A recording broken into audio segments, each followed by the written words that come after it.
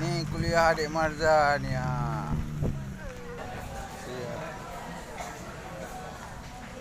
Di sini kita akan kuliah kali ini.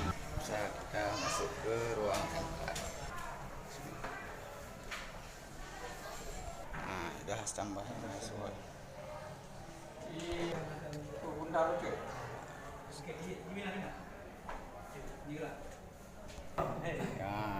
Sudah standby ini. Kepala sekolah inspiratif ini calon kepala sekolah rakyat. Luar biasa.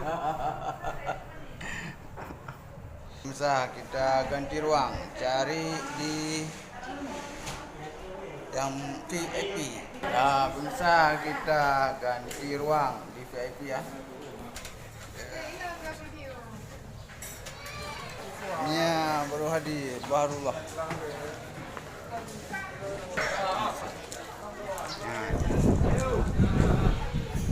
Meeting room MK. Ya, MK. Dia kuliah di ruang MK.